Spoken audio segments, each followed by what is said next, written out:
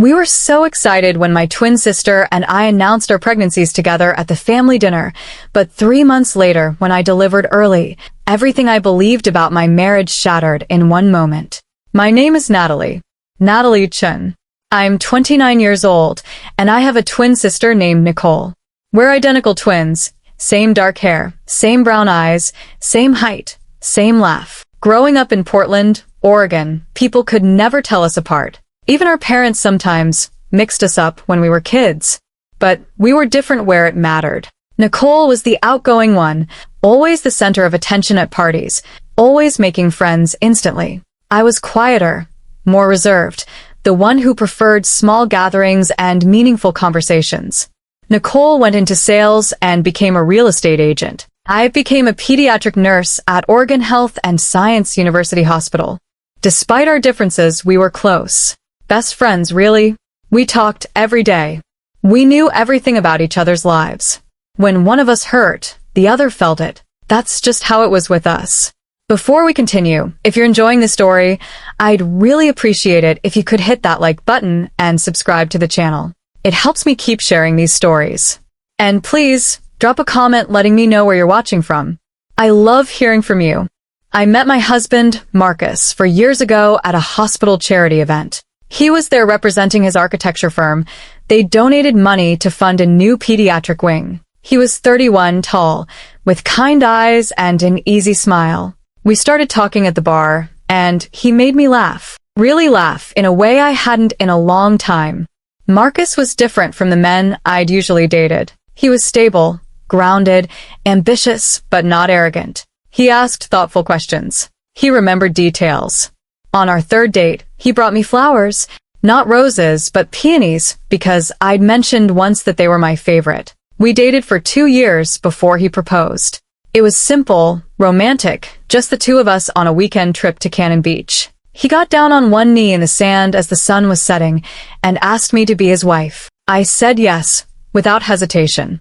Nicole was my maid of honor. She helped me pick out my dress, plan the reception, manage all the chaos that comes with weddings. She gave a speech at the reception that made everyone cry and laugh in equal measure. She said she'd never seen me happier, and that Marcus must be special because he'd managed to win over the quieter Chin twin. Marcus and Nicole got along well. They had that easy banter that siblings-in-law sometimes develop. Marcus would tease her about her latest real estate deals. Nicole would joke about Marcus's obsession with architectural magazines. It was comfortable, normal. Marcus's best man at our wedding was his business partner and childhood friend, David. David Chun, no relation to me and Nicole, despite the shared last name. He and Marcus had started their architecture firm together right out of grad school. They were close, spent most of their time together between work and their shared hobbies like golf and hiking. Nicole and David hit it off immediately at our wedding. By the end of the reception, they were dancing together, laughing, exchanging numbers. 3 months later, they were dating. 6 months after that, they were engaged. Can you believe it? Nicole had said, calling me from David's apartment. We're going to be married to best friends. Our husbands will be business partners. We'll be at every holiday together. It's perfect, Nat. It's like fate. I'd been happy for her. Genuinely happy. The 4 of us double-dated constantly. Dinners at nice restaurants. Weekend trips to wine country. Game nights at each other's houses. We were building this beautiful, intertwined life. Nicole and David got married 2 years after Marcus and I did. I was her maid of honor, just like she'd been mine. Marcus was David's best man. The wedding was bigger than ours. Nicole had always loved being the center of attention, but it was beautiful, elegant. Everything Nicole had dreamed of. After the wedding, life settled into a comfortable rhythm. Marcus and I bought a house in the Pearl District, a renovated loft with exposed brick and huge windows. Marcus's firm was doing well. My career at the hospital was fulfilling. We talked about having kids, but weren't in a rush. We were young. We had time. Nicole and David bought a house too, just 15 minutes away in the Alberta Arts District. They were the fun couple, always hosting parties, always trying new restaurants, always planning adventures. Then last spring something changed. Nicole, and I had lunch together every Wednesday, our sacred sister time. One Wednesday in April, she was glowing. Literally glowing. With this secret smile she couldn't quite hide. "Okay, spill," I said over our salads. "What's going on?" She tried to play it cool. "What do you mean?" "Nicole, I'm your twin. I know when you're hiding something." She bit her lip, then pulled something out of her purse. A pregnancy test. Positive. "Oh my God," I breathed. "You're pregnant." 8 weeks, she said, her eyes filling with happy tears. We weren't trying, but we weren't preventing either. And then I was late, and I took the test, and she laughed. "I'm going to be a mom, Nat." I hugged her across the table, genuinely thrilled for her. Nicole had always wanted kids. She'd be an amazing mother. "Have you told Mom and Dad?" I asked. "Not yet. We wanted to wait until the 12-week mark, to be safe. We're going to announce it at the family dinner next month." That night, I went home to Marcus and found myself thinking about babies, about pregnancy, about how Nicole was starting this new chapter of her life, and maybe it was time for us to think about starting ours. "What do you think about having a baby?" I asked Marcus that night as we were getting ready for bed. He looked surprised. "Now." "Not necessarily right now, but soon. Nicole's pregnant. She's going to announce it at the family dinner next month." Something flickered across Marcus's face. Too quick for me to read. "That's great for them. But what about us? We've been married for 3 years. We're stable. We both have good jobs. Don't you think it's time?" Marcus pulled me close. "If you want to try, let's try." So we did. And somehow, miraculously, it happened immediately. 2 weeks later, I was late. 3 weeks later, I took a test. Positive. I was pregnant. I couldn't believe it. I'd expected it to take months, maybe even a year. But no, first try. I called Nicole immediately. "I need to see you. Today. Right now." We met at our favorite coffee shop in Hawthorne. I showed her the test. She screamed so loud that everyone in the cafe turned to stare. "We're pregnant together," she said, grabbing my hands. "Nat, we're going to have babies at the same time. They'll grow up together. They'll be best friends. This is perfect. This is literally perfect." We decided to surprise our parents together at the family dinner. Nicole would be 12 weeks by then, officially safe to announce. I'd be 6 weeks. Still early, but we'd make the announcement together.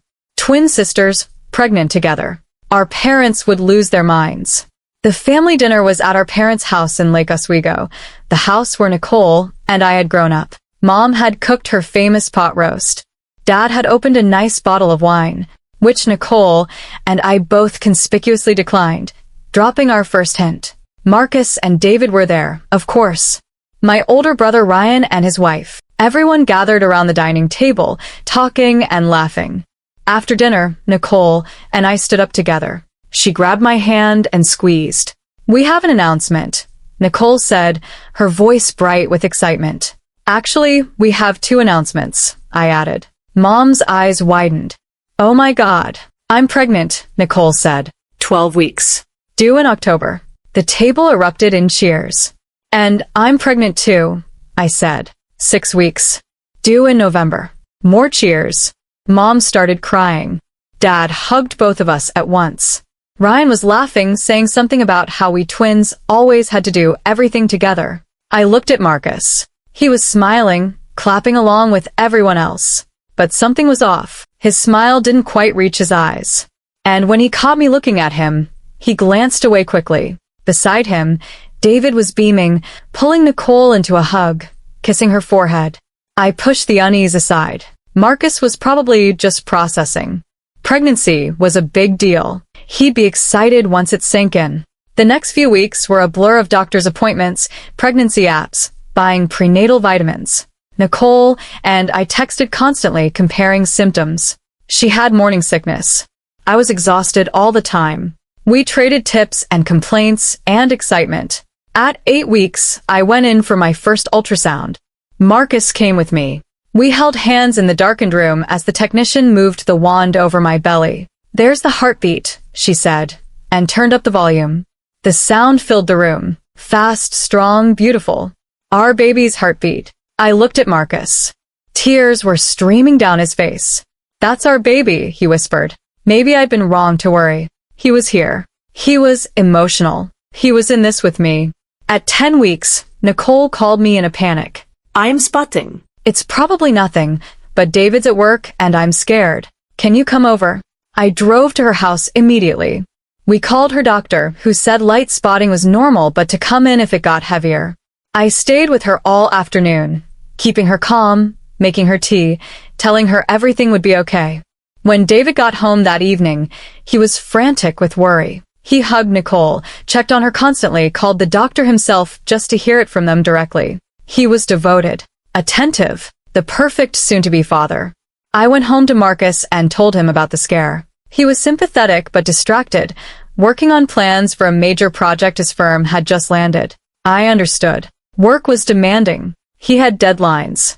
But that nagging feeling returned, the sense that something wasn't quite right. At 12 weeks, I had another ultrasound. Everything looked perfect.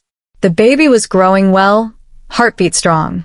The technician told us there was a slightly higher amount of amniotic fluid than average, something called polyhydramnios, but it was mild and nothing to worry about yet. They'd just monitor it more closely. Nicole's pregnancy was progressing beautifully. She'd started showing, her belly rounding gently. She was radiant, glowing, everything a pregnant woman should be. I wasn't showing yet. I was still in that awkward phase where I just looked bloated rather than pregnant. But I was happy, excited, preparing mentally for motherhood. Then, at 14 weeks, everything went wrong. I woke up on a Tuesday morning with cramps. Not terrible, just uncomfortable. I thought maybe I'd eaten something that disagreed with me. But by noon, the cramps were worse. And then I felt it, a gush of warmth between my legs. I was at work. I ran to the bathroom. Water. My water had broken. At 14 weeks. Impossible. That was too early. Way too early. You didn't go into labor at 14 weeks. But my body didn't seem to care about what was possible. The contractions started. Real contractions, not Braxton Hicks. Strong, regular, painful. I called Marcus from the bathroom. My hands shaking. Something's wrong. My water broke. I'm in labor. What? Natalie, that's not. You're only 14 weeks. I know that. But it's happening. I need you to meet me at the hospital. I'm on my way. I drove myself to OHSU, the hospital where I worked, where I knew every hallway and every doctor. My colleagues took one look at me and rushed me into labor and delivery. Dr. Patterson, my OB, examined me quickly. Her face was grave. Natalie, you're 4 centimeters dilated. Your water has fully broken. I'm sorry, but there's no stopping this. You're delivering today. But the baby, at 14 weeks, the baby won't survive outside the womb. I'm so sorry. This is a miscarriage. We're going to get you through this as safely as possible. The world tilted. A miscarriage. I was losing my baby. Marcus arrived 20 minutes later. He held my hand as the contractions intensified. He didn't say much. Just stood there, his face pale. The delivery was quick, brutal, painful in ways that had nothing to do with the physical. At 3:15 that afternoon, I delivered. Not a baby. Too small to be called a baby yet, but not nothing either. A tiny form, the beginning of who my child would have been. They let me hold it for a moment. Impossibly small. So still. Then they took it away. I lay in the hospital bed, empty, numb. Marcus sat in the chair beside me, his head in his hands. I'm sorry, he whispered. I'm so sorry. It's not your fault, he said. But he wouldn't look at me. They kept me overnight for observation. Protocol after a second trimester miscarriage. I lay in that hospital bed, staring at the ceiling, trying to process what had happened. Nicole came to see me that evening. Her belly was visibly rounded now, pressing against her shirt. She started crying the moment she walked into the room. Nat, I'm so sorry. I'm so sorry. She hugged me, and I let her. But I couldn't cry. I felt nothing. Just empty. The next morning, I was discharged. Marcus drove me home. We didn't talk. What was there to say? I spent the next week in bed, physically recovering, emotionally shattered. Nicole called every day. Mom came over constantly, bringing food I didn't eat. Marcus went back to work after 2 days. He said he needed to keep busy, that sitting around would just make things worse. Maybe he was right, but I needed him. I needed him to sit with me in the grief, to hold me while I fell apart. Instead, he was at the office, at client meetings, anywhere but with me. I tried to understand. Everyone grieves differently. Maybe this was his way of coping. But that feeling, that nagging unease I'd felt since the pregnancy announcement, grew stronger. Something was wrong. Not just with the pregnancy, with my marriage. 2 weeks after the miscarriage, I was sitting on the couch, scrolling mindlessly through my phone, when a text came through. It was from Nicole. Just 2 words, call me. I called immediately. What's wrong? Is the baby okay? The baby's fine. Her voice was strange. Tight. Nat, I need to tell you something. And you're going to hate me. But you need to know. My chest tightened. What? David told me something last night. He was drunk, we'd been fighting, and it came out. Nicole, what are you talking about? She took a shaky breath. Marcus wasn't upset about your pregnancy. He was panicked. Because the timing didn't make sense. What do you mean the timing didn't make sense? Another pause. Then, Nat, you got pregnant the first month you tried, right? Yes. We tried for the first time, in late April. I got pregnant immediately. Marcus told David that couldn't be right, that it was impossible, because he'd had a vasectomy 2 years ago. The world stopped. What? Marcus had a vasectomy. 2 years into your marriage. He never told you. David knew because Marcus used him as his emergency contact for the procedure. I couldn't breathe. Couldn't think. That's not possible. If he had a vasectomy, I couldn't have gotten pregnant. I know, Nicole said. Her voice cracked. Nat, I'm so sorry. But if you got pregnant and Marcus had a vasectomy, she didn't finish the sentence. She didn't need to. If I'd gotten pregnant and Marcus had a vasectomy, then Marcus wasn't the father of the baby I'd just lost. The phone slipped from my hand. I sat there, frozen, as the pieces started clicking together. Marcus's reaction when I told him I was pregnant, the way he'd looked at the ultrasound, the way he'd been distant, distracted, absent. He'd known the entire time that the baby wasn't his. But if it wasn't his, then whose was it? I picked up my phone with shaking hands. I pulled up my calendar, scrolling back to April, the month I'd supposedly conceived. There was a gap in my memory, a weekend I couldn't quite piece together. Late April. Marcus had been away at an architecture conference in San Francisco. Where had I been? And then I remembered. The dinner party at Nicole and David's house. A Saturday night. Marcus was out of town. Nicole had invited me over so I wouldn't be alone. David had made dinner. We'd had wine. A lot of wine. Idę drunk. Really drunk. More drunk than I'd been in years. And then nothing. The rest of that night was a blur. I'd woken up the next morning in Nicole and David's guest room, fully clothed, with a pounding headache. Nicole had made me breakfast. I'd gone home. I'd thought nothing of it. But now I needed to know what had happened that night. I needed to know who the father of my baby had been. And as the possibilities started forming in my mind, as the horrible, unthinkable truth started to emerge, I felt something inside me crack. Because there had only been one other man in that house that night. David, my brother-in-law, my twin sister's husband, Marcus's best friend. I ran to the bathroom and vomited. When I came back out, my phone was ringing. Marcus. I stared at his name on the screen.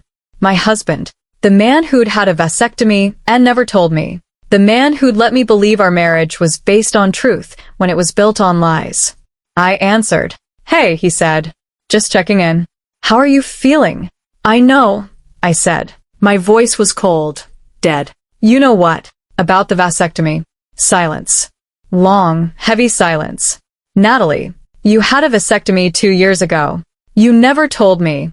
And when I got pregnant, you knew it wasn't yours. You knew the entire time. Natalie, let me explain. Who? I asked. Who do you think it was? Because I need to know if you suspected what I'm suspecting. Another pause. Then, quietly, I don't know for sure. But I have a theory. Say it. That weekend I was in San Francisco. The dinner at Nicole and David's. You were drunk when you got home the next morning. You didn't remember everything. And David, his voice broke. David had scratches on his back. I saw them when we went golfing that week. Fresh scratches. The room spun.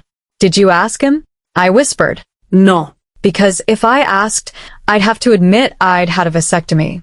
And then you'd find out I'd been lying to you for 2 years. So you said nothing.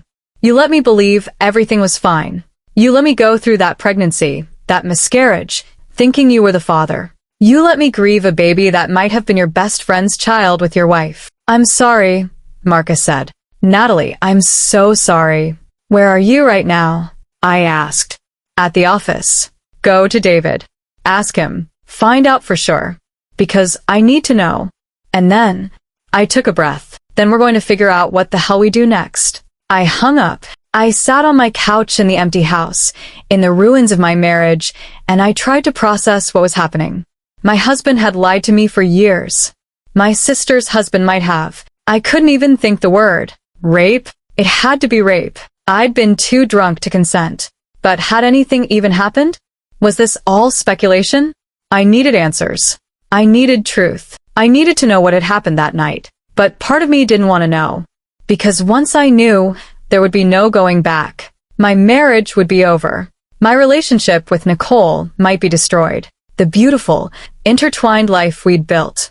All of it would shatter. But it was already shattered, wasn't it? It had been shattered the moment Marcus got that vasectomy, and didn't tell me. It had been shattered the moment something happened, or didn't happen, that night at Nicole's house. I just hadn't known it yet. My phone buzzed. A text from Marcus. He admitted it. I'm so sorry. We need to talk. I stared at those words. He admitted it. David had admitted it, which meant the baby I'd lost, the baby I'd grieved, the baby I'd thought was mine and Marcus's. That baby had been David's. My brother-in-law's. My twin sister's husband's. Conceived through something that I couldn't remember, that I might never remember, on a night when I'd been too drunk to say no. I thought about Nicole. About her pregnancy, her glowing happiness, her perfect belly growing with David's child. David's legitimate child. While I'd been carrying David's secret child. The product of betrayal or assault or something in between that I still didn't fully understand. And Marcus had known. Or suspected. And he'd said nothing. I stood up. I walked to the door. I grabbed my keys. I needed to see Nicole. I needed to tell her everything. Because whatever was about to happen, however this all fell apart, she deserved to know the truth. And then we'd figure out what to do about the men who destroyed both of our lives in one terrible night. I drove to Nicole's house in a daze, my hands gripping the steering wheel so tight my knuckles were white. It was a 20-minute drive that felt like hours. Every traffic light, every stop sign, every moment gave me more time to think about what I was about to do. I was about to tell my pregnant twin sister that her husband had gotten me pregnant, that he'd slept with me, or done something to me, on a night I couldn't fully remember, that the baby I just lost might have been his. How do you say those words out loud? How do you destroy someone's entire world in a single conversation? But I had to, because Nicole deserved to know, and because I needed her help to figure out what had actually happened that night. I pulled into her driveway. Her car was there. David's wasn't. He was probably still at the office with Marcus, dealing with whatever had just happened between them. I walked to the front door and knocked. My hand was shaking. Nicole opened the door, took one look at my face, and pulled me inside. What happened? She asked. You look like you've seen a ghost. We need to talk, I said. Is David home? No, he's at work. Nat, you're scaring me. What's going on? We sat down in her living room. The same living room where, months ago, we'd celebrated our pregnancies together. Where we talked about baby names and nursery colors and how our kids would grow up together. I looked at my sister. At her rounded belly. At her happy, healthy pregnancy. At the life she thought she had. I need to tell you something, I said. And it's going to be bad. Really bad. But I need you to listen to everything before you react, okay? Her face paled. Okay. I told her. All of it. The vasectomy Marcus had gotten 2 years ago without telling me. The realization that the baby couldn't have been his. The phone call with Marcus where he'd suggested David. The text saying David had admitted it. With each word, I watched Nicole's face change. Confusion, disbelief, horror, and finally something that looked like physical pain. When I finished, she was silent for a long time. Her hand rested on her belly, protective, instinctive. That night, she finally said, her voice hollow, "The dinner party in April. I remember." "Tell me what you remember," I said. Please. "I need to know what happened." Nicole closed her eyes, thinking back. "David made dinner. You came over because Marcus was in San Francisco. We opened a bottle of wine. Then another. We were celebrating. I just closed a huge real estate deal. You were stressed about something at the hospital. We kept drinking. What happened after dinner? You were really drunk. Like, stumbling drunk. I helped you to the guest room around 11. You said you wanted to lie down for a bit before driving home. I went to bed. And David, he stayed up. He said he had some work emails to catch up on. I fell asleep." She opened her eyes, looking at me. "Nat, I swear, I thought you'd stayed in the guest room all night. When I woke up the next morning, you were still there. I made you breakfast. You seemed fine. Hungover, but fine." "I don't remember much after going to the guest room," I said. "It's all fuzzy. But I woke up there, fully clothed. Nothing felt wrong. I thought I'd just passed out." Nicole's face crumpled. "Oh God. Nat, do you think he—" "I don't know," I said. "That's what I need to figure out. Did something happen? Did I consent? Was I even conscious?" "I don't remember, Nicole. I don't remember anything." She started crying. Not quiet tears, but deep, racking sobs. Her whole body shook with them. I moved to sit beside her, put my arm around her. We sat there like that, two sisters, holding each other while one world ended and another tried to make sense of the pieces. "I'm 6 months pregnant with his baby," Nicole finally said. "I'm carrying the child of a man who might have—" She couldn't finish the sentence. "We don't know for sure what happened," I said, even though I didn't believe my own words. "We need to talk to David. We need to hear his side." "His side?" Nicole's voice turned sharp. "Nat, even if you somehow consented, which you clearly weren't in any condition to do, he cheated on me. With my twin sister. While I was asleep upstairs. There is no side that makes that okay." She was right. There wasn't. My phone rang. "Marcus." I answered on speaker so Nicole could hear. "Natalie," Marcus said. His voice sounded wrecked. "Where are you?" "At Nicole's." "What did David say?" "Tell me exactly what he said." There was a pause. "Then he said he was drunk too. That you came downstairs after Nicole went to bed. That you were upset about something, crying. That you two talked, and then things happened. He said it was consensual. That you both regretted it immediately after." I felt sick. "I came downstairs? I initiated it." That's what he said. "Marcus, I don't remember any of that. I don't remember coming downstairs. I don't remember talking to him. I don't remember anything." "How drunk were you?" "I was blackout drunk. I have no memory of anything after Nicole put me in the guest room." "David said you seemed coherent. That you were talking normally." "I don't care what David said," I snapped. "I was too drunk to consent to anything. And even if I had somehow managed to say yes, I was in no state to make that decision. He should have known that. He should have stopped it." Nicole grabbed the phone for me. "Marcus, this is Nicole. Where's David now?" He left. "I don't know where he went. He said he needed to think." Needed to think. Nicole's voice was ice. "He needs to think about whether he assaulted my sister? He needs to think about how he destroyed 2 marriages. "Nicole, I don't know what to." She hung up on him. We sat there in silence. Then Nicole said, "I need to know exactly what happened that night. Every detail. Because David's version doesn't add up." "What do you mean?" "You don't just forget an entire sexual encounter, Nat. Even blackout drunk, there are usually fragments of memory, feelings, something. But you have nothing. Which makes me think you weren't conscious." The implications of that hit me like a truck. "You think he drugged me?" "I don't know. But I think we need to find out." Nicole stood up, moving with sudden determination despite her pregnant belly. She went to the kitchen and came back with her laptop. "What are you doing?" I asked. "Security footage. We had cameras installed last year after that string of break-ins in the neighborhood. They record the living room, kitchen, and hallways. If anything happened downstairs, it'll be on the footage. My stomach dropped. Nicole, are you sure you want to see? I need to know, she said firmly. We both need to know. She pulled up the security system app, scrolled back to that night in April, found the right date. We sat side by side on the couch, the laptop between us, as she hit play. The footage showed their living room from a camera mounted in the corner. We watched Nicole help drunk me to the hallway leading to the guest room. Timestamp, 11:03 p.m. We fast-forwarded. David appeared in the living room at 11:15, settling on the couch with his laptop. He worked for a while, occasionally getting up to get water or check his phone. At 12:47 a.m., I appeared in the hallway. Nicole paused the video. We both stared at the screen. I was wearing the same clothes from dinner.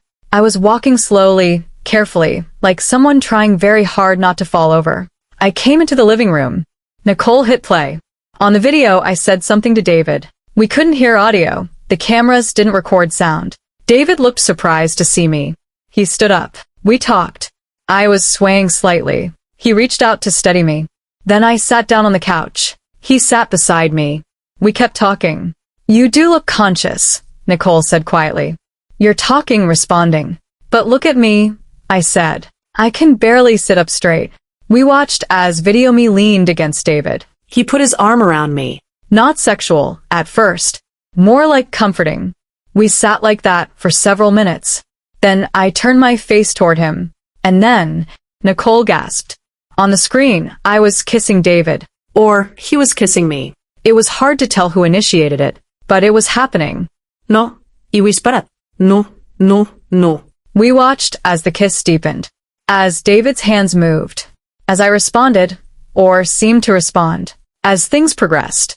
Nicole slammed the laptop shut. She was shaking, her face white. I can't watch this, she said. I can't watch my husband with my sister. Nicole. You kissed him first, she said. Her voice was strained. You leaned in. You started it. I was drunk. I was so drunk I don't remember any of it. I couldn't consent. But you did. On that video, you consented. You initiated. She looked at me with something like betrayal. How could you? I don't know. I was crying now. I don't remember. Nicole, I swear, I would never. But you did, she said. I just watched you do it. The front door opened.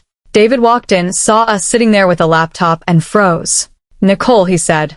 I can explain. You can explain how you fucked my sister while I was asleep upstairs? Nicole stood up, her whole body trembling. You can explain how you got her pregnant? You can explain any of this. David's face crumpled. I'm sorry. God, Nicole, I'm so sorry. It was a mistake.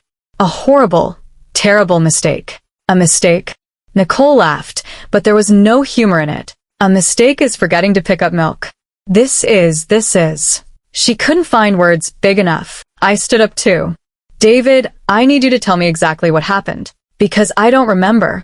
I don't remember any of it. He looked at me, and I saw guilt written all over his face. You came downstairs. You said you couldn't sleep. You were upset about something. I don't even remember what. We talked. We had another drink. And then, he trailed off. And then I kissed you, I said flatly. I saw the security footage. I initiated it. You were drunk, he said. I should have stopped it. I should have taken you back to the guest room. But I was drunk too, and I wasn't thinking, and he looked at Nicole.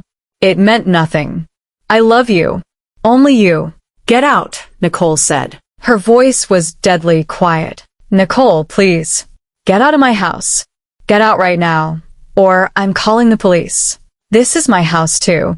I don't care, she screamed. Get out. Get away from me. Get away from both of us. David looked at me, then at Nicole. Then he grabbed his keys from the table and left. The door closed behind him. Nicole collapsed back onto the couch, her hands on her belly. My baby, she whispered. I'm carrying the baby of a man who betrayed me with my twin sister. I sat beside her, but I didn't know what to say. What could I say? Sorry didn't cover this. Nothing covered this. We need to think about what happens next, I finally said. What happens next? Nicole looked at me with something between horror and anger. Our marriages are over. Our family is destroyed. My baby is going to grow up with a father who's a cheater. Your baby, she stopped. My baby's gone, I said quietly. At least there's that. Don't, Nicole said. Don't talk like that was a mercy. That was your child. David's child. My husband's child. God, this is so fucked up. We sat there in silence. Then Nicole said, "Why didn't Marcus tell you about the vasectomy?" It was a good question. One I'd been trying not to think about. I don't know, I said, but I'm going to find out. I called Marcus. He answered immediately. Come to Nicole's house, I said. We all need to talk. Right now. Marcus arrived 15 minutes later. He walked in, saw both of us sitting there, and looked like he wanted to run. Sit, I said. He sat in the armchair across from us. Why? I asked. Why did you get a vasectomy without telling me? Marcus rubbed his face. Because I didn't want kids. I never wanted kids. But you did, and I knew if I told you, you'd leave me. So I got the vasectomy and figured I'd just keep putting off trying until you gave up on the idea. You lied to me for 2 years about something that fundamental? Yes. I'm sorry. I know it was wrong, but I couldn't. He looked at me. I couldn't lose you. So instead you let me think we were partners who wanted the same things. You let me believe we had the same vision for our future. Well, secretly you'd made sure it could never happen. I know I fucked up. But Natalie, when you told me you were pregnant, I knew something had happened. And when you lost the baby, he paused. Part of me was relieved. Is that horrible? Part of me was relieved because it meant I wouldn't have to tell you the truth. I stared at him. At this man I'd married. This man who'd lied to me for years. This man who'd been relieved when I miscarried. Get out, I said. Natalie, get out of this house. File for divorce. I never want to see you again. Please, can we? Marcus. My voice was sharp as broken glass. Get out. He left. Nicole and I sat there, two sisters whose lives had imploded in the span of a few hours. What do we do now? Nicole asked. I don't know, I said. But we figured out together. She reached for my hand. I took it. Twin sisters like we'd always been. The same, even when everything else was different. Over the next week, the pieces kept falling. Marcus moved out of our house. David moved into a hotel. Nicole and I started the process of filing for divorce. But there was something bothering me. Something about that night that didn't add up. I'd seen the security footage. I'd seen myself initiate the kiss. But I'd been so drunk. Too drunk to make that decision. And yet on the video, I'd seemed almost lucid. Purposeful. It didn't match with my memory or lack thereof. It didn't match with how drunk I remembered being. I called Nicole. I need to see that security footage again. Why? Because something's not right. We met at her house. She pulled up the footage again. We watched it from the beginning. Me coming downstairs at 12:47. Me talking to David. Me initiating the kiss. Pause it, I said. Right there. When I first sit down on the couch. Nicole paused the video. Look at the coffee table, I said. What do you see? She leaned in. 2 glasses. Yours and David's. Now fast forward to right before the kiss. What do you see? She fast forwarded. Paused again. 3 glasses. Where did the third one come from? We rewound the footage. At 12:52, David had gotten up and gone to the kitchen. He came back with a glass. He handed it to me. I drank from it. 5 minutes later, I initiated the kiss. He gave you something, Nicole said slowly. He gave you a drink after you came downstairs. I was already drunk, I said. Why would he give me another drink unless? We looked at each other. Unless he wanted me even more impaired, I finished. Nicole's face went white. Oh my God. Nat, do you think he drugged you? I think we need to find out what was in that glass. But how? The night was months ago. There was no way to test anything now. No way to prove what had been in that drink. Unless David admitted it. I have an idea, Nicole said. But you're not going to like it. What? We get him to confess. On tape. I confront him. We're a wire. Get him to tell me what really happened. I looked at my sister. At her determined face, her protective hand on her pregnant belly. She was willing to do this. For me. For the truth. Are you sure? I asked. I need to know what kind of man I married, she said. I need to know if my husband is just a cheater or if he's something worse. 3 days later, Nicole met David at a coffee shop downtown.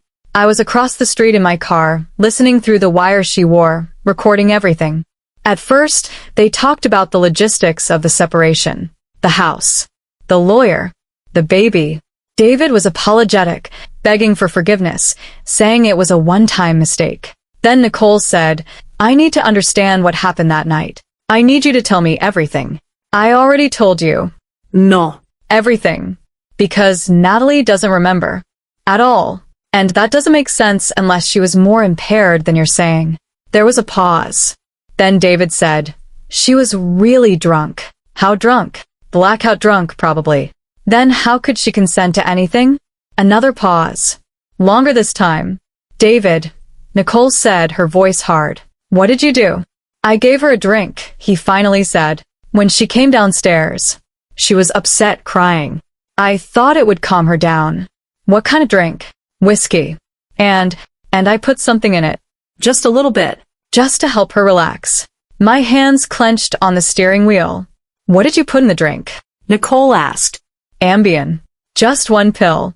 I crushed it up. I thought it would just make her sleepy, help her pass out. But instead she got affectionate, uninhibited. And I was drunk too, and I wasn't thinking clearly, and you drugged my sister, Nicole said. You drugged her, and then had sex with her while she was incapacitated. No. She wanted it. She kissed me first. Because you drugged her. Because you gave her Ambien mixed with alcohol, which you know can cause bizarre behavior. You knew what you were doing. I didn't plan it, David said desperately. I swear, I didn't plan to sleep with her. I just wanted her to stop crying and go to sleep. But then she kissed me, and I couldn't stop, and you could have stopped, Nicole said coldly. At any point, you could have stopped. But you didn't. You took advantage of her. You raped her. Don't call it that. What else do you call sex with someone who's been drugged, who can't consent, who doesn't even remember it? Silence.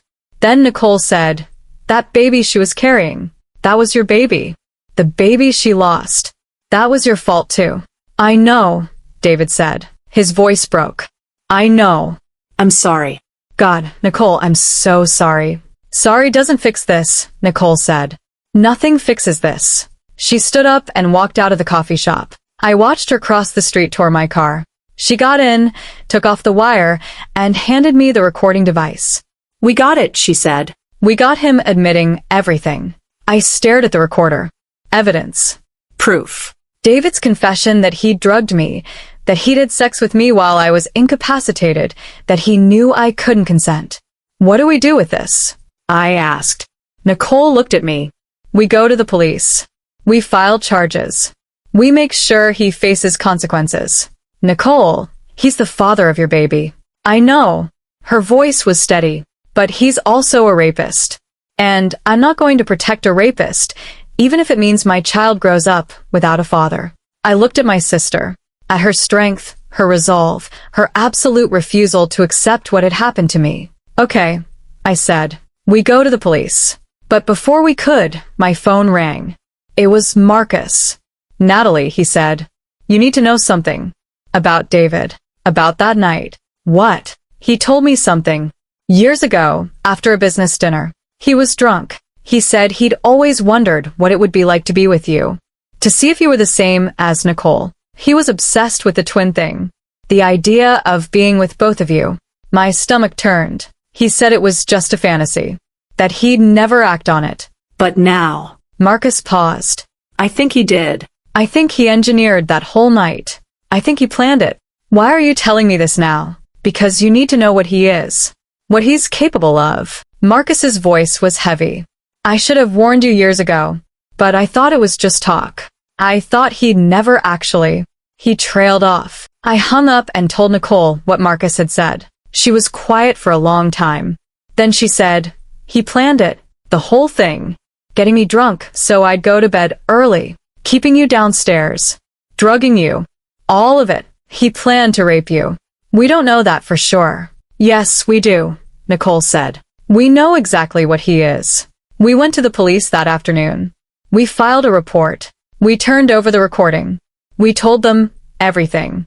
The detective, a woman named Sarah Morrison, listened to the whole story. Then she said, "We'll investigate. But I need to be honest with you, cases like this are hard to prove. The incident happened months ago. There's no physical evidence. The recording is helpful, but defense attorneys are good at creating reasonable doubt. So he might get away with it?" I asked. "I didn't say that. I said it's hard. But we'll do everything we can." 3 weeks later, David was arrested and charged with rape by means of drugging. He posted bail. His lawyer claimed the sex was consensual, that the Ambien was given innocently, that the recording was taken out of context. The case would go to trial. It could take months, maybe years. But at least there would be accountability. At least he would have to answer for what he'd done. Nicole filed for divorce. She told David he'd never have unsupervised access to their baby, that he'd be lucky if he got supervised visitation. And me, I filed for divorce for Marcus. Not just because of the vasectomy lie, but because he'd known David was obsessed with me and had never warned me. Because he'd suspected what happened and hadn't demanded answers. Because he'd been relieved when I'd miscarried. My marriage was over. Nicole's marriage was over. The beautiful, intertwined life we'd built with our husbands, it was all gone. But we still had each other. And maybe that was enough. One evening, 6 weeks after everything fell apart, Nicole and I sat on her back porch, watching the sunset. Her belly was huge now. She was 8 months pregnant. "Are you scared?" I asked. "About having the baby?" "Terrified," she admitted. "But also, I don't know. This baby didn't ask to be conceived this way. Didn't ask to have David as a father. But they're still my baby. And I'm going to love them and protect them and make sure they never feel like they were a mistake." "You're going to be an amazing mom," I said. "You would have been too," she said quietly. We sat there in silence, thinking about the baby that was coming and the baby that was gone. "Nat," Nicole said, "I need to tell you something. Something I've been thinking about." "What?" "If you ever want to try again. To get pregnant, I mean. There are ways. Sperm donors. Fertility clinics. You could still be a mom if you want to." I'd thought about that. In the quiet moments late at night, when I couldn't sleep. But the idea of pregnancy now was terrifying. The idea of trusting anyone was terrifying. "Maybe someday," I said. "But not now. Right now, I just need to heal." "We both do," Nicole said. My phone buzzed. A text from an unknown number. "This is Detective Morrison. David's lawyer is offering a plea deal. He'll plead guilty to sexual assault in exchange for a reduced sentence. 18 months in prison, 5 years probation, registered sex offender. Do you want to take it?" I showed the text to Nicole. 18 months, she said. "That's not enough. But it's something," I said. "It's justice. Partial justice, but justice. And it's guaranteed. If we go to trial, we might lose." "What do you want to do?" Nicole asked. I thought about it. About David going to prison. About him having a felony on his record. About him being registered as a sex offender, his face on a public database for anyone to see. It wasn't perfect, but it was something. "I want to take the deal," I said. I texted Detective Morrison back. "Yes. We'll take it." 3 days later, David signed the plea agreement. He'd serve 18 months in prison. He'd be on probation for 5 years after release. He'd register as a sex offender. He'd have no contact with me for life. He'd still have supervised visitation rights with his child. The courts wouldn't take those away completely. But Nicole would control when and where those visits happened. And she'd make sure they were truly supervised. It wasn't perfect justice, but it was justice nonetheless. Nicole gave birth to a baby girl in October. She named her Lily. I was in the delivery room, holding Nicole's hand, when Lily entered the world, screaming and perfect. David wasn't there. He was in prison where he belonged. When the nurse placed Lily in Nicole's arms, my sister looked down at her daughter and cried. Not sad tears. Happy tears. "She's perfect," Nicole whispered. "She's absolutely perfect." I looked at my niece. At her tiny face, her dark hair, her searching eyes. She was innocent, pure, untouched by the ugliness of how she'd been conceived.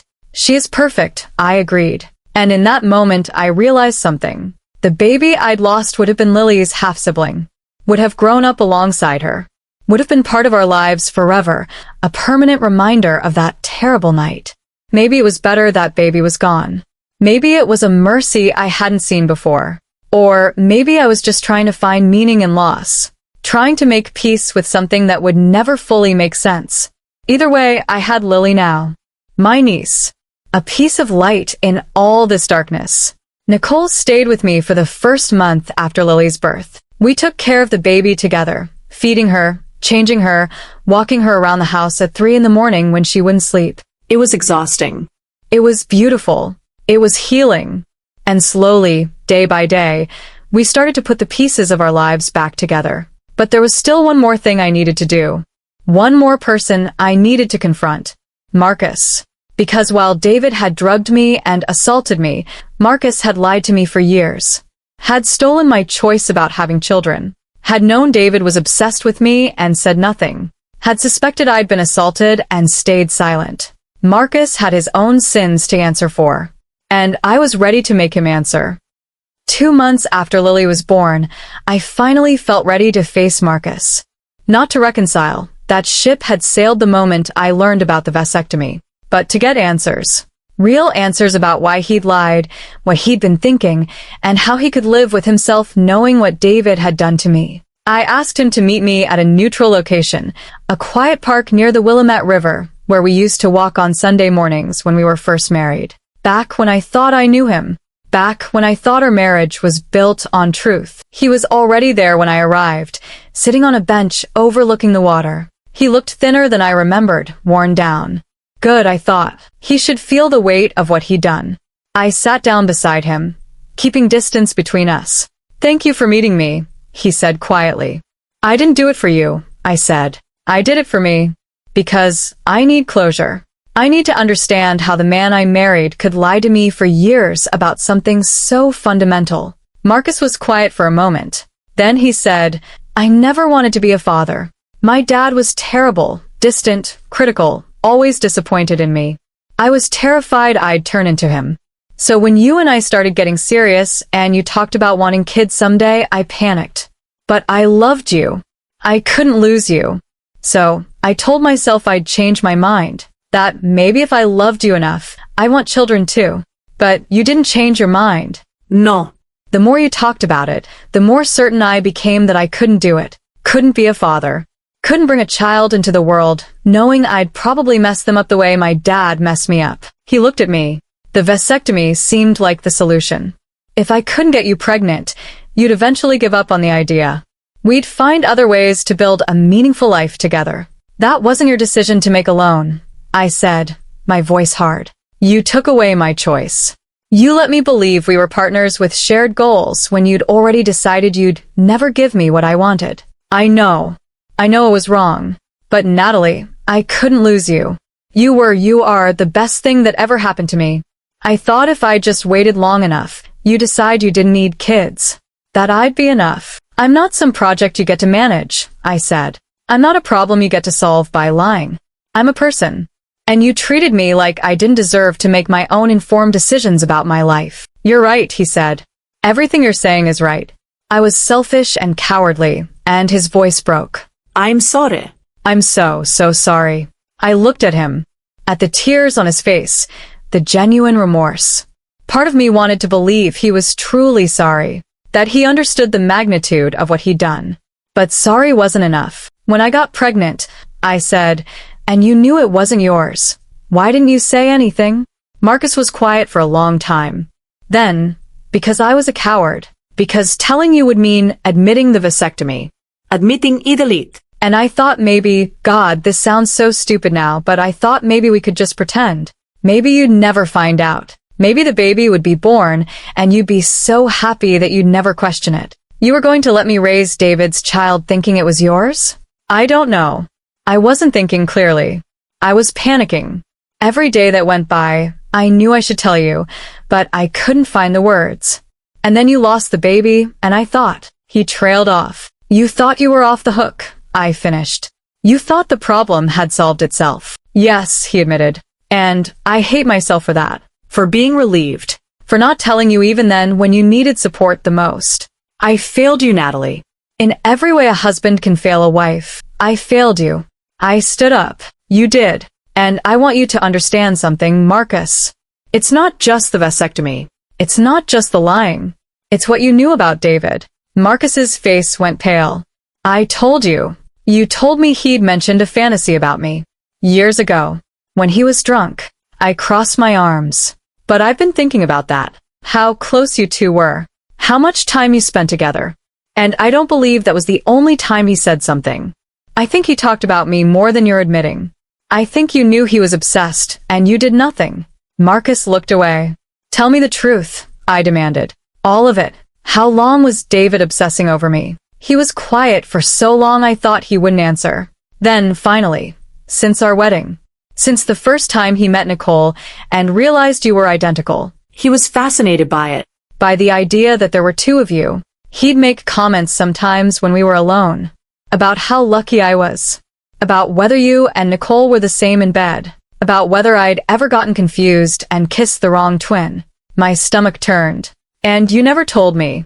You never warned me. I thought it was just talk. Crude locker room stuff. I told him to shut up a few times, but he'd just laugh it off. I never thought he'd actually. Marcus looked at me, his eyes desperate. If I'd known he'd drug you, assault you, I would have stopped it. I swear I would have. Would you? I asked coldly. Because you didn't stop him from being around me. You didn't warn me to be careful.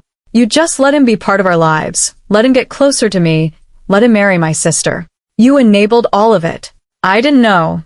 You knew enough, I interrupted. You knew he was inappropriate. You knew he was fixated on me. And you said nothing, because confronting it would have been uncomfortable. Would have disrupted your friendship, your business partnership. So you chose your comfort over my safety. Marcus broke down then. Really broke down. Sobbing into his hands, his whole body shaking. I watched him cry and felt nothing. No sympathy. No urge to comfort him. He'd made his choices. Now he could live with them. The divorce papers will be ready next week, I said. I'm not asking for alimony or a division of assets beyond what's fair. I just want out. I want to never have to see you again. Natalie, please. There's nothing left to say, Marcus. You destroyed our marriage the day you got that vasectomy. Everything since then has just been the slow collapse. I'm done.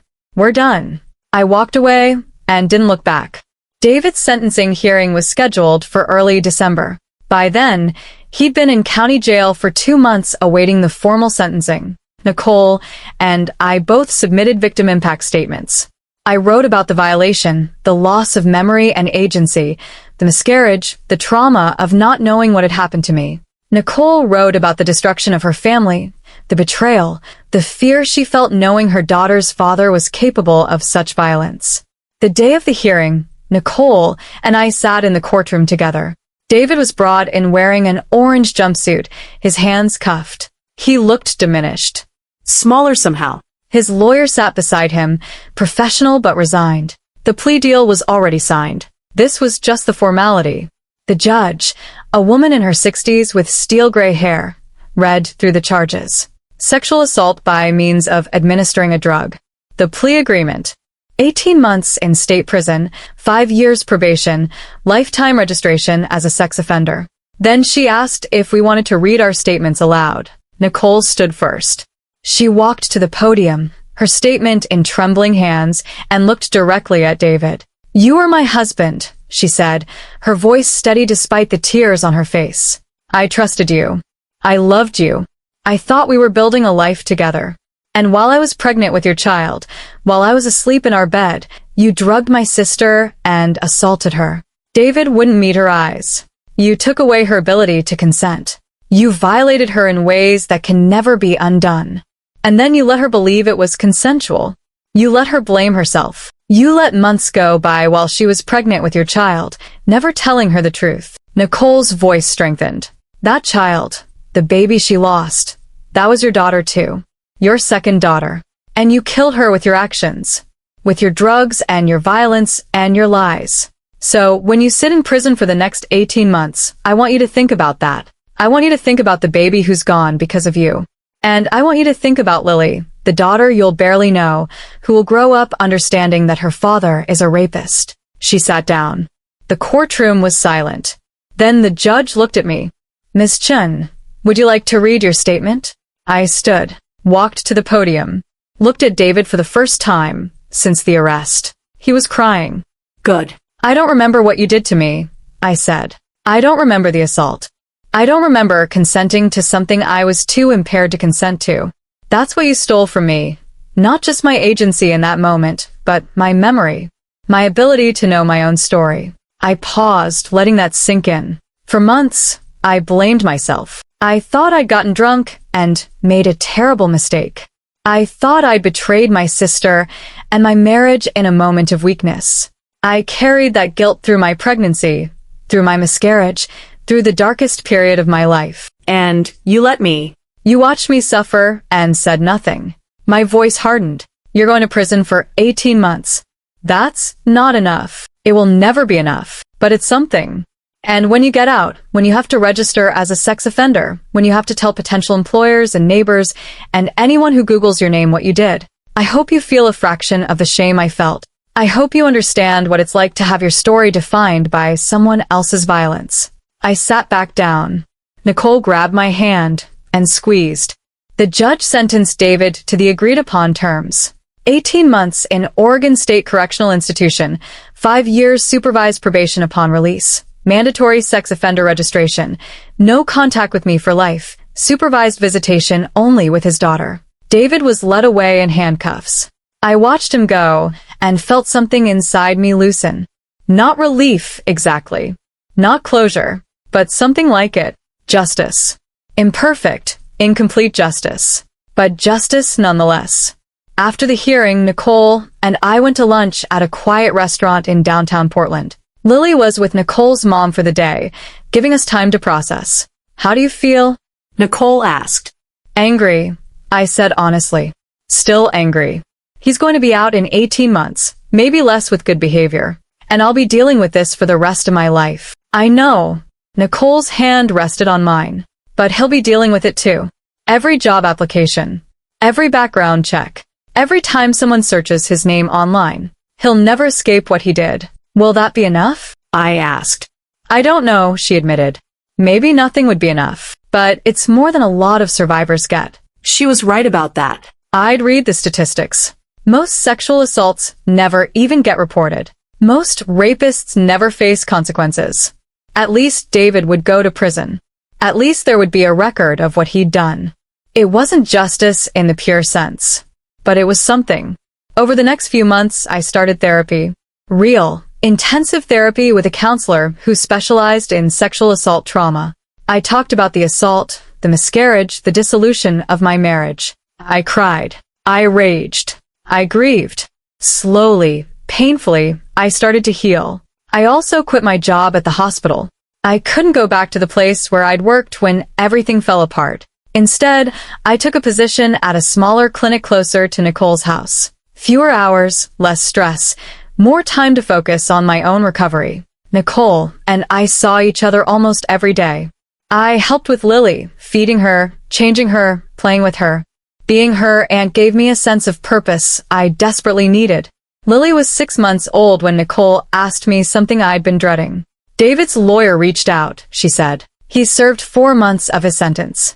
He's been model prisoner, taking classes, counseling, all of it. He wants to know if we'd consider allowing a video call with Lily. My stomach clenched. What did you tell them? That I'd think about it. That I'd talk to you. Nicole looked at me. I know he hurt you. I know what he did is unforgivable. But he's still Lily's father. And as much as I hate him, as much as I wish he didn't exist, Lily deserves to know her father.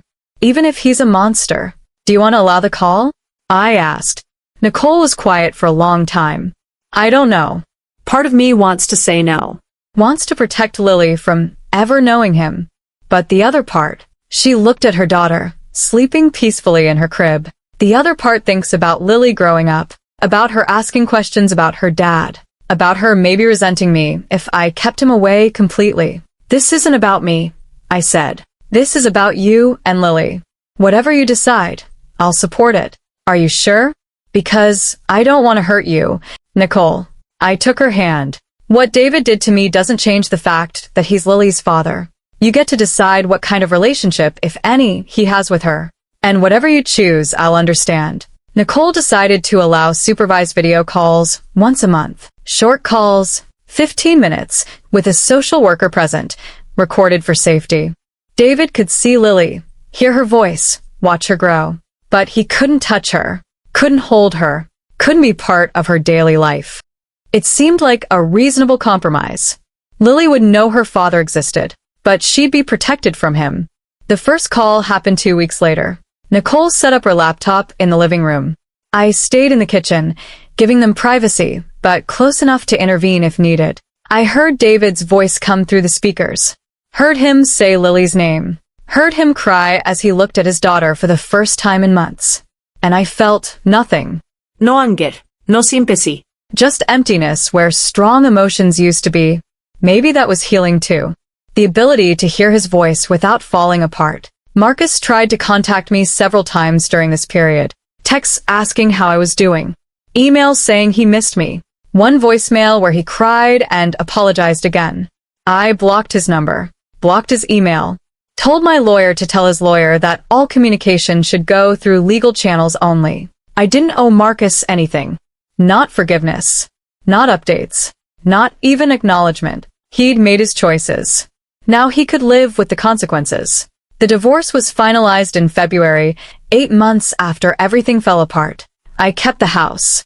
Marcus kept his share of the architecture firm. We split our savings 50-50. No alimony, no ongoing contact required. When I signed the papers, I felt a strange sense of freedom. Like I was shedding a skin that no longer fit. I was no longer Natalie Sinclair. I was Natalie Chin again. My own person. Unmarried. Unencumbered. Free. But freedom came with its own challenges. Dating seemed impossible. How do you tell someone about your history? About the assault? About the miscarriage? About the fact that you don't even remember the incident that destroyed your life? I wasn't ready. Maybe I'd never be ready. So instead of dating, I focused on other things. My job. My therapy. My relationship with Nicole and Lily. Building a life that felt stable and meaningful. One evening in March, Nicole and I were having dinner at her house. Lily was almost a year old now, babbling and cruising along furniture, getting close to walking. I have something to tell you, Nicole said. And I don't know how you're going to feel about it. My stomach dropped. What? Marcus reached out to me. He asked if we could meet. He said he had something to give you, but he respected your no-contact boundary and wanted to go through me. What does he want to give me? He wouldn't say. Just that it was important, that you deserve to have it. Nicole leaned forward. I can tell him no. I can tell him to leave both of us alone. But I wanted to check with you first. I thought about it. Part of me wanted nothing to do with Marcus. Ever. But another part was curious. What could he possibly have that I'd want? Okay, I said finally. You can meet with him. But I don't want to know about it unless it's actually important. Nicole met with Marcus 3 days later at a coffee shop. She came to my house afterward, holding a large manila envelope. He gave me this, she said, handing it to me. He said it's from David. That David gave it to him years ago, and he never knew what to do with it. But after everything that happened, he thought you should have it. I opened the envelope. Inside was a journal. Bound in leather, worn at the edges. David's handwriting filled the pages. What is this? I asked. Marcus said it's David's private journal. He started keeping it after he and I got engaged. Marcus found it in David's desk at the office after the arrest. David must have forgotten it was there. I flipped through the pages. Saw dates. Entries. My name appeared frequently. I haven't read it, Nicole said. Marcus said you should decide if you want to. That it might help you understand what happened. Or it might make things worse. He wanted you to have the choice. After Nicole left, I sat with the journal for a long time. Part of me didn't want to read it, didn't want to see inside David's head. But another part needed to know, needed to understand. I opened to the first entry dated 3 months after David and Nicole's engagement. Nicole is perfect, beautiful, successful, fun. Everything I wanted, but I can't stop thinking about Natalie. About the fact that she's identical to Nicole. About what it would be like to be with her. I know it's wrong. I know I shouldn't think about my fiancé's twin sister this way, but I can't help it. The fantasy consumes me. I felt sick, but I kept reading. The entries continued. David's obsession grew with each page. He wrote about me constantly, about watching me at family dinners, about imagining scenarios where he could be alone with me, about wondering if I was the same as Nicole in bed. Then I found the entry from 2 weeks before that night in April. I have an idea. A way to make the fantasy real. Marcus is going to be out of town for a conference. Nicole mentioned having Natalie over, so she wouldn't be alone. If I can get Nicole to go to bed early, if I can get Natalie drunk enough, if I can create the right situation, maybe it could happen. Maybe I could finally know what it's like to be with both twins. My hands shook as I turned the page. The next entry was dated the day after the assault. I did it. I actually did it. I can't believe it worked. The Ambien I put in her drink made her compliant, affectionate, exactly like I hoped. She kissed me. She wanted it. Or at least, the drug version of her wanted it. I know it was wrong. I know I violated her. But God, it was everything I imagined. She was exactly like Nicole, but different too. Softer somehow. More vulnerable. I feel terrible. I feel exhilarated. I feel like a monster. But I finally got what I wanted. I threw the journal across the room. He'd planned it. He'd admitted to planning it, to drugging me, to knowingly violating me. And he'd written it all down. This was evidence. Better evidence than the recording Nicole had made. This was David admitting, in his own handwriting, to premeditated sexual assault. I called Detective Morrison immediately. I have new evidence, I said. David's journal. He wrote about planning the assault, about drugging me deliberately. All of it. Can you bring it to the station? She asked. I did. The next day, I walked into the police station and handed over the journal. Detective Morrison read through it, her face growing darker with each page. This changes things, she said. This shows premeditation. This could void his plea deal. What does that mean? I asked. It means we might be able to charge him with additional crimes. First-degree sexual assault instead of second-degree. Possibly other charges related to drugging someone with intent to commit a felony. He could be looking at significantly more prison time. My heart raced. How much more time? If we go back to trial with this evidence? 10 to 20 years. 10 to 20 years. Versus the 18 months he was already serving. What do I need to do? I asked. Nothing yet. Let me talk to the prosecutor. We'll decide how to proceed. 2 weeks later, the prosecutor offered David a choice. Accept an enhanced plea deal of 8 years in prison, or go to trial where they'd seek 20 years based on the new evidence. David took the plea. 8 years. With good behavior, he'd be out in 6. 6 years. Lily would be 7 years old when her father got out of prison. Old enough to understand what had happened. Old enough to ask questions. But that was 6 years of safety. 6 years of Lily growing up without David's influence. 6 years for all of us to heal. When Nicole heard the news, she cried. Not sad tears. Relief tears. 6 years, she said. We have 6 years before we have to deal with him again. And when those 6 years are up, I said, Lily will be old enough to decide for herself whether she wants a relationship with him. Nicole nodded. Thank you. For what? For getting that journal to the police. For making sure he faced real consequences. You could have just destroyed it. Moved on. But you didn't. You fought for justice. Again. I hugged my sister. We fight for justice together. A few weeks after David's enhanced sentencing, I got a letter in the mail. From Marcus. I almost threw it away, without opening it. But curiosity won. Inside was a single page handwritten. Natalie, I know you don't want to hear from me. I know I don't deserve your forgiveness or even your acknowledgement. But I need to tell you something. Finding David's journal destroyed me. Reading what he'd planned, what he'd done. It made me realize I'd been complicit. I'd known he was obsessed with you. I'd heard him make inappropriate comments. And I'd done nothing because confronting it would have been uncomfortable. I enabled your assault. I may not have drugged you or touched you, but I created the conditions that allowed it to happen. And for that, I will never forgive myself. I'm in therapy now. Real therapy, with someone who specializes in accountability for people who've enabled abuse. I'm learning about the ways I failed you, about the ways I prioritized my own comfort over your safety, about the ways toxic masculinity taught me to look the other way instead of protecting someone I love. I don't expect you to care. I don't expect you to forgive me. I just wanted you to know that I understand now. I understand what I did. And I'm trying to be better. I hope you're healing.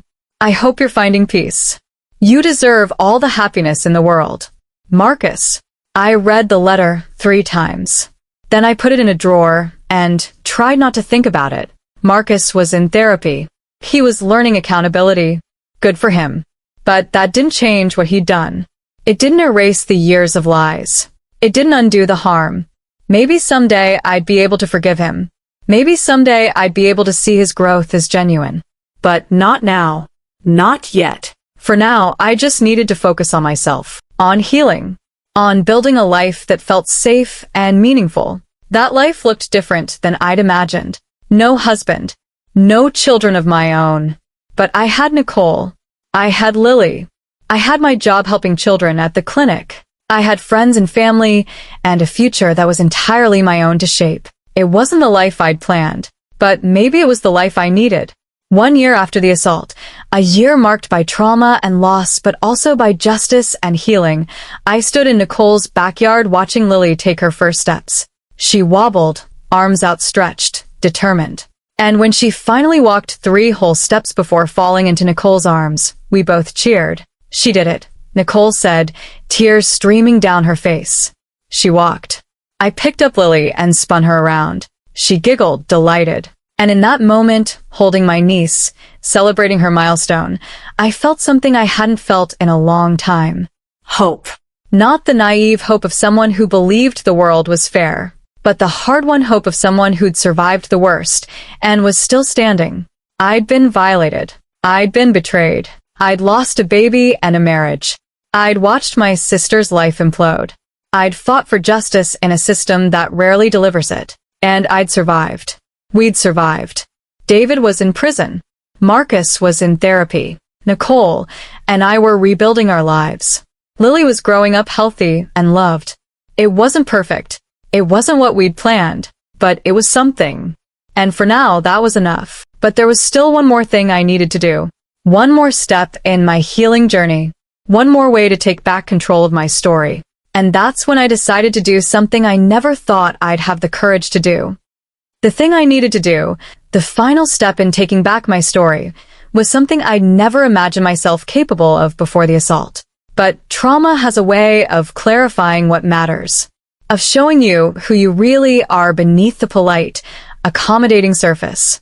I decided to speak publicly about what happened to me, not for revenge, not for attention, but because I'd learned, through support groups and therapy and late-night research, that most sexual assault survivors never tell anyone. They carry the shame and trauma alone, convinced that speaking up will make things worse. I wanted them to know they weren't alone, that speaking up was possible, that justice, however imperfect, was achievable. So, I reached out to a local journalist named Elena Rodriguez who'd been writing about sexual assault cases in Oregon. She'd covered David's sentencing hearing, and her article had been fair, compassionate, focused on the survivors rather than the sensational details. I asked her if she'd be interested in doing a longer piece. My full story. On the record. We met at a coffee shop in Southeast Portland on a gray afternoon in May. Elena was in her 40s, with kind eyes and a notebook that had seen better days. Before we start, she said, I need you to understand what going public means. Your name will be in print. People will have opinions. Some will support you. Others will question you, blame you, dissect your choices. Are you sure you're ready for that? I've been questioned and blamed by myself for over a year, I said. Other people's opinions can't be worse than what I've already done to myself. Elena nodded. Okay, then let's start at the beginning. We talked for 3 hours. I told her everything. The twin pregnancies announced together. The early delivery and miscarriage. The discovery of Marcus's vasectomy. The realization about David. The security footage. The recording where David admitted to drugging me. The journal that revealed his premeditation. The legal battles. the sentencing, the healing. Elena listened without interrupting, taking notes, occasionally asking clarifying questions. When I finished, she said, "This is an important story, but I want to make sure we tell it the right way. What do you want readers to take away from this?" I thought about that. I want them to know that date rape drugs don't just happen at bars or parties. They happen in homes, given by people you trust. I want them to know that memory loss doesn't mean consent. That being drunk doesn't make assault your fault.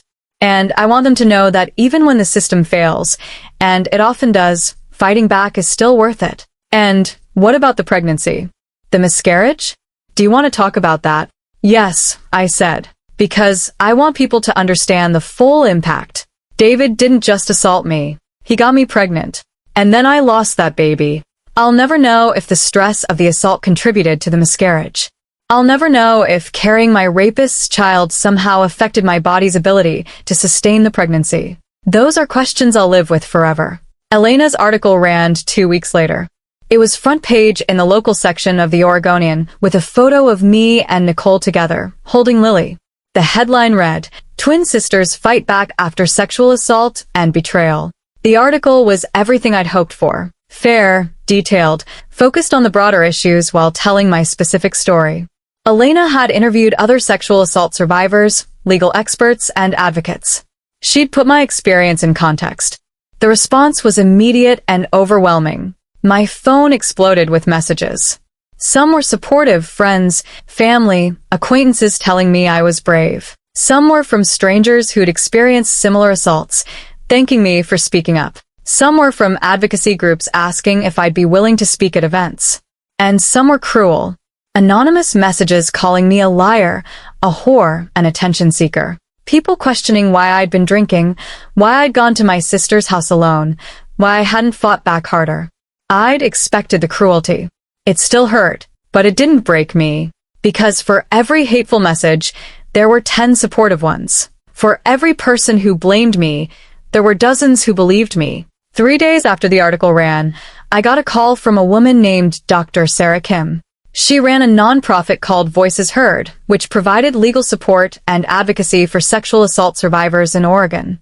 "I read your story," she said, "and I was wondering if you'd be interested in joining our board of directors. We need people with lived experience to help guide our work. People who understand what survivors need because they've been there." I said yes, without hesitation. Over the next few months, I threw myself into advocacy work.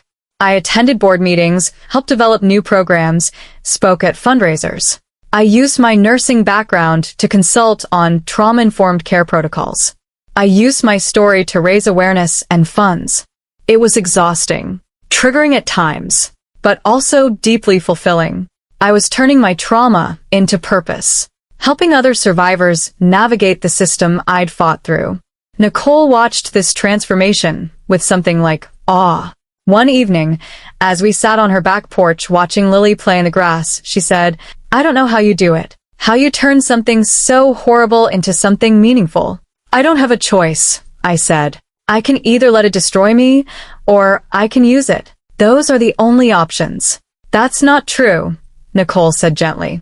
"You could just survive. Just move on with your life, quietly. That would be enough." "Maybe," I admitted, "but it wouldn't be enough for me. I need to feel like something good came from this." Like Lily's conception, as terrible as the circumstances were, isn't just a story of violence. It's also a story of survival, of 2 women who refuse to be broken. Nicole's eyes filled with tears. "Do you think Lily will understand someday? When she's old enough to know how she was conceived?" "I think you'll help her understand," I said. "You'll tell her that her father made terrible choices, that he hurt people, but that none of that is her fault, that she's loved completely and without reservation, that she was wanted, even if her conception was violent. What if she hates me for keeping her?" "She won't," I said firmly, "because you're going to be an amazing mother. You already are." Lily, hearing her mother's voice, toddled over on unsteady legs. Nicole scooped her up, kissing her forehead. Lily giggled, grabbing at Nicole's hair. I watched them together and felt that familiar mix of emotions. Grief for the baby I'd lost.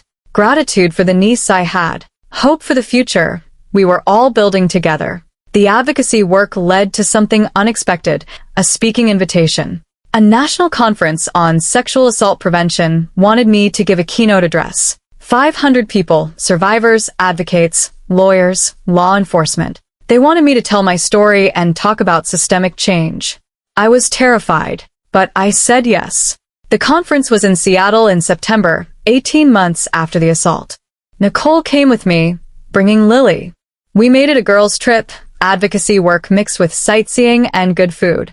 The night before my speech, I couldn't sleep. I kept thinking about standing in front of 500 people and talking about the worst thing that had ever happened to me. About being that vulnerable, that exposed. Nicole found me on the hotel balcony at 2 in the morning, staring at the Seattle skyline. "Can't sleep?" she asked, sitting beside me. "I'm scared," I admitted. "What if I freeze up there? What if I start crying and can't stop? What if people judge me?" "They will judge you," Nicole said. "Some of them, anyway. But Nat, you've already survived the worst thing. David's assault, the miscarriage, the trial, the public scrutiny. A speech is nothing compared to that. It doesn't feel like nothing." "I know. But you're not the same person you were 18 months ago. You're stronger now, harder. You know what you're capable of. And tomorrow, you're going to walk onto that stage and prove it." She was right. I had survived the worst. I could survive this too. The next morning, I put on my best professional outfit, a navy suit that made me feel powerful. I reviewed my notes one more time. Then I walked into that conference room with 500 people and took the stage. The first few minutes were terrifying. My voice shook. My hands trembled. But then I looked out at the audience and saw faces like mine. Survivors. Advocates. People who understood. And I found my strength. I told my story. Not just the assault, but everything. The vasectomy lie. The pregnancy. The miscarriage. The investigation. The journal. The sentencing. The advocacy work. The healing. I talked about the ways the system had failed me. The ways it had worked. The changes that still needed to happen. And I ended with this. I will never forget what David did to me. The trauma will always be part of my story. But it doesn't get to be the only part. I get to decide what happens next. I get to choose how I rebuild. I get to turn this horror into something that helps other people. That's my power. That's every survivor's power. We don't control what happened to us, but we control what we do with it. The applause was thunderous. People stood. Some were crying. Afterwards, dozens of people came up to talk to me, to share their own stories, to thank me, to ask for advice. One woman, probably in her 60s, grabbed my hands and said, "I was assaulted 40 years ago. I never told anyone. I've carried it alone my whole life. But listening to you, I think I'm finally ready to talk about it." That moment, seeing someone begin their healing journey because of my story, made everything worth it. All the pain, all the fear, all the vulnerability. It was worth it. Back in Portland, life continued its forward momentum. I dated occasionally, though carefully. Therapy had taught me to recognize red flags, to trust my instincts, to prioritize my own safety and well-being. I went on a few dates with a pediatric surgeon named Dr. James Chun, no relation, despite the shared surname. He was kind, patient, understanding when I told him about my history. We went slowly, very slowly, but there was potential there, the possibility of building something real. Marcus continued his therapy. He sent me occasional updates through Nicole, not asking for contact, just letting me know he was working on himself. He'd started volunteering at a men's organization focused on preventing sexual violence, teaching other men about consent, bystander intervention, accountability. I didn't forgive him. I wasn't sure I ever would, but I could acknowledge his growth, his genuine effort to be better. As for David, he remained in prison. He'd appealed his enhanced sentence, arguing that the journal was obtained illegally. The appeal was denied. He'd serve his full 8 years, minus time for good behavior. Nicole allowed the monthly video calls with Lily, though she kept them brief and always supervised. Lily was too young to understand who David was. When she was older, Nicole would tell her the truth. But for now, she was just a happy toddler who occasionally said "dada" to a face on a screen. 2 years after the assault, On a cool October evening, Nicole and I took Lily to a pumpkin patch outside Portland. We took photos of her in tiny overalls, sitting among the pumpkins, giggling at everything. As we drove home, Lily asleep in her car seat, Nicole said, "Do you ever think about having your own kids?" I'd been thinking about it more lately. About whether I wanted to try again. About whether I could handle pregnancy, knowing what I now knew about my body, my trauma, my capacity for loss. I don't know, I said honestly. Part of me wants to. Part of me is terrified. You'd be an amazing mother, Nicole said. Lily adores you. You're patient, loving, protective. All the things a good parent needs to be. Maybe someday, I said. But I'm not ready yet. I'm still healing. That's okay, Nicole said. You have time. You get to decide when you're ready. Nobody else.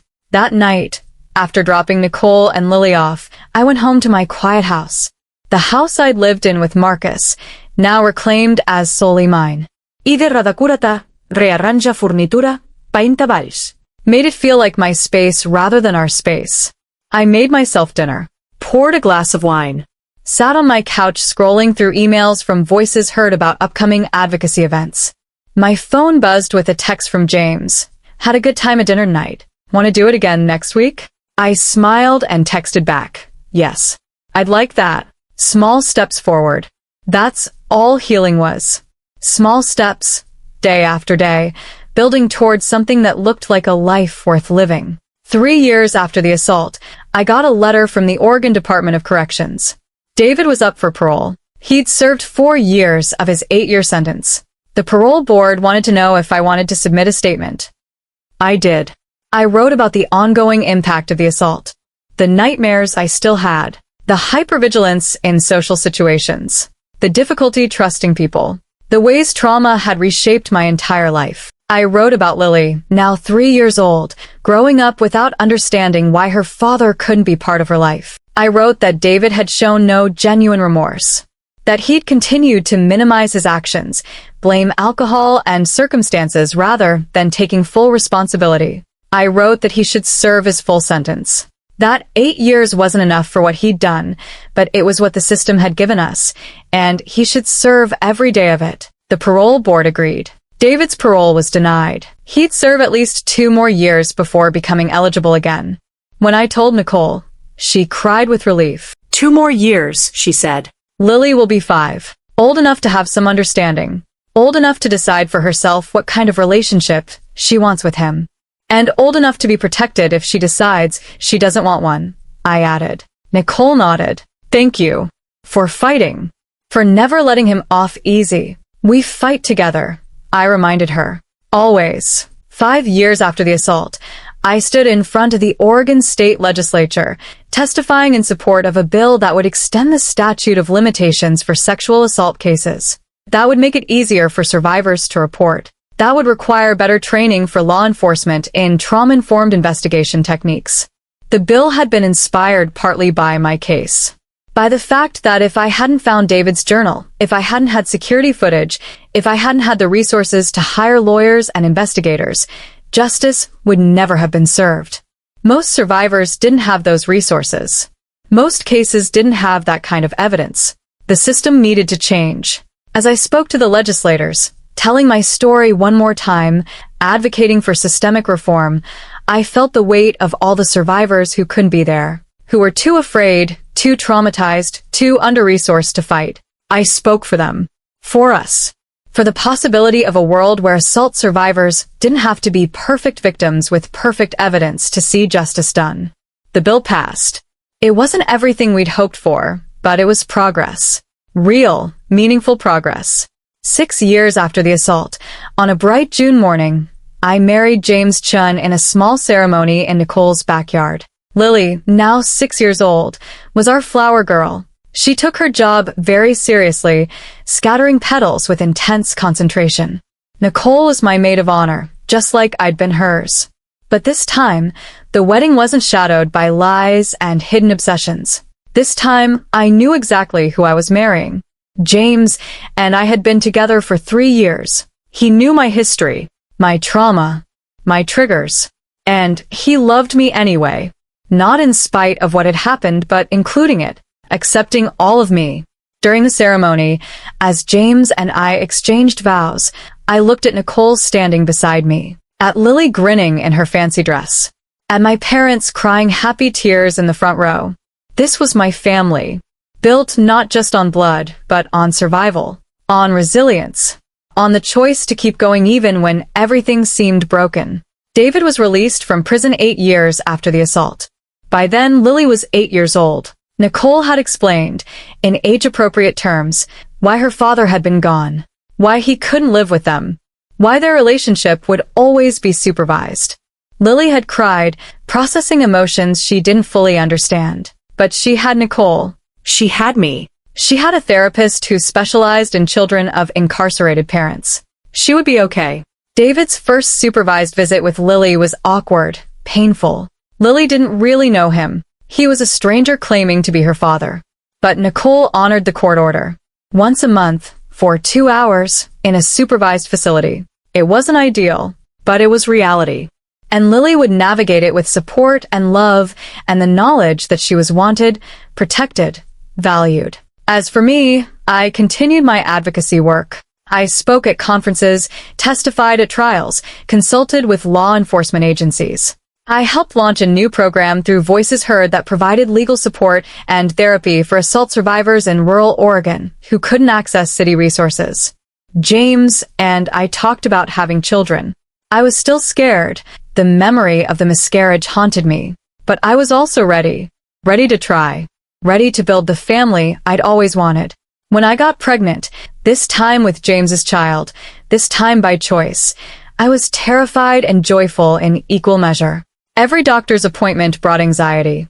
Every milestone brought relief. Nicole was with me every step of the way. She'd survived her pregnancy while dealing with David's arrest and trial. She understood my fear in a way most people couldn't. I delivered a healthy baby girl 9 months later. We named her Grace. Grace Nicole Chen. Holding her for the first time, looking at her tiny, perfect face, I thought about the baby I'd lost. The baby who would have been David's daughter. The baby whose loss had felt like the end of everything. That baby's absence had carved out space for Grace. For this child who was wanted, planned, loved from the moment of conception. I didn't forget the baby I'd lost. But I could make peace with that loss now. Could see it as part of my story without letting it define my entire future. 10 years after the assault, I stood in front of a room full of new advocates at Voices Heard's training program. I told my story one more time. Not because I enjoyed reliving the trauma, but because my story had power. The power to show other survivors that healing was possible. That justice was achievable. That life could continue, could even be beautiful after assault. The thing about trauma, I told the room, is that it changes you. You're never the same person you were before. But that doesn't mean you're broken. It means you're different. And different can be powerful. Different can be brave. Different can change the world. After the training, a young woman approached me. She was maybe 22, with nervous eyes and trembling hands. I was assaulted 6 months ago, she said quietly. I haven't told anyone.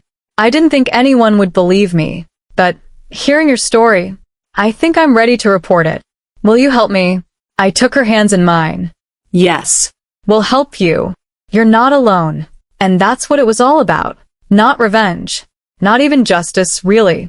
But the knowledge that speaking up mattered. That fighting back mattered. That survivors supporting survivors could change everything. My life didn't turn out the way I'd planned. Marcus's lies, David's assault, the miscarriage, none of that was supposed to happen. I was supposed to have a happy marriage, healthy pregnancies, a simple life. Instead, I got this. A harder life, a more complicated life, but also a more meaningful one. I had Nicole, my twin, my survivor sister, my best friend. I had Lily, my niece, my goddaughter, proof that beauty could come from darkness. I had James, my husband, my partner, my proof that love after trauma was possible. I had Grace, my daughter, my second chance, my joy. I had my advocacy work. I had survivors I'd helped. I had laws I'd changed. I had a voice that mattered. David took something from me that night he drugged me. He took my sense of safety, my trust, my innocence. He took a pregnancy that should have been joyful. He took memories I'll never get back. But he didn't take everything. He didn't take my strength. He didn't take my voice. He didn't take my future. Those things I kept. I built on them. I turned them into weapons against violence, into shields for other survivors, into hope for a better world. That's what survival looks like. Not perfection. Not even happiness all the time, but persistence, resilience, the stubborn refusal to let trauma be the end of your story. If you're reading this, if you've experienced something similar, I want you to know you're stronger than you think. Your voice matters. Your story matters. And there are people ready to help you. Advocates, lawyers, therapists, other survivors. You don't have to carry it alone. You don't have to stay silent. You can fight back. And you can win. Maybe not completely. Maybe not perfectly. But enough. Enough to rebuild. Enough to heal. Enough to live a life that feels worth living. That's my message. That's what I learned from the worst experience of my life. Trauma doesn't have to win. Survivors can. If this story resonated with you, if you've experienced assault or know someone who has, please know that help is available.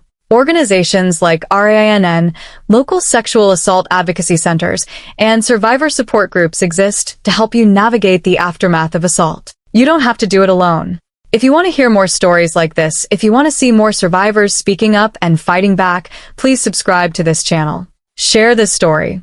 Leave a comment telling me how it affected you, or sharing your own journey. Your engagement helps these stories reach more people. Your voice adds to the chorus of survivors saying, "We're here. We survived. We matter." Thank you for listening to my story. Thank you for being part of the movement toward a world where assault survivors are believed, supported, and empowered. Remember, you are not alone. You are stronger than you think. And your voice can change the world.